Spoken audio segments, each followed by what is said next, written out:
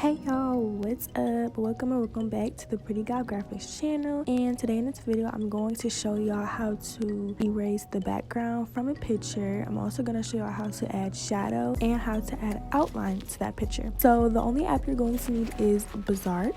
So I'm going to go into it and I'm going to press the plus sign. I'm going to press start from scratch, and I'm going to leave it as portrait. I'm going to press the check mark, and I'm going to press photos, and then I'm going to add this picture right here. And the first thing that I'm going to do is I'm going to scroll all the way over to crop, and I'm just going to crop out like the Instagram part so it only shows her picture. But if you didn't screenshot your picture and your picture is just already how it's supposed to be, then you can skip this step. Now what I'm going to do is I'm going to zoom it in, and I'm going to press eraser, and I'm going to tap the screen, and I'm just gonna start erasing the background.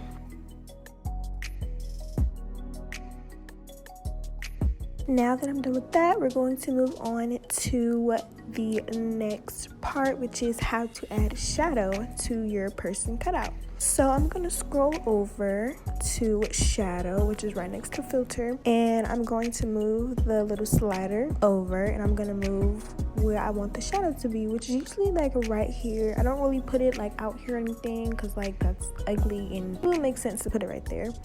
So I usually just put it like right here, and then I'm going to move over to angle, and I'm going to move the angle around. The angle is like, where do you want your shadow to be? So if I put it right here, it's going to be in front of her, kind of on the right side. If I put it over here, it's going to be on the left side. Then I'm going to go over to blur, and I'm going to move the slider over just a little bit, not too much. I always put it right here because I don't want the shadow to be like so like blurred out where you really can't see it. Then you can go over to color if you want to change it to a different color, but usually I just put it as black. Then I'm going to go over to the opacity. I'm going to move it all the way up, which makes the shadow more opaque. And then I'm going to go back over to blur, and I'm going to move it over just a little bit because I don't want it to be super black behind her, but I do want y'all to be able to see it. And I'm gonna leave it like that. So I'm gonna click the check mark, then I'm going to press outline, which is right next to shadow, and I'm going to move it over, the little slider thingy over just a little bit. I don't like too much outline because like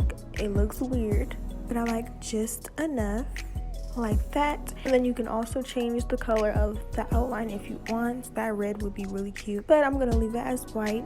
And then after you do that, what you do is you make it smaller, the person or whatever it is, and then you move it up to the top. And the reason you make it smaller and move it up to the top is because when you save it, as you can see down at the bottom, their watermark is right there. So if I were to just leave her right here and make her big, the watermark would be in the way. So if I'm using her for intro or whatever, y'all are going to be able to see the watermark, and no one wants to see a watermark. That's ugly. So for you to not be able to see the watermark when using it, just make whatever it is smaller and put it at the top. So then when you save it and you use it, all you have to do is make it bigger, and then the watermark will disappear because it'll be at the bottom. That is all for this video. It's really quick. Thank you so much for watching. If you learned something new, please like this video, and I'll see y'all in the next one.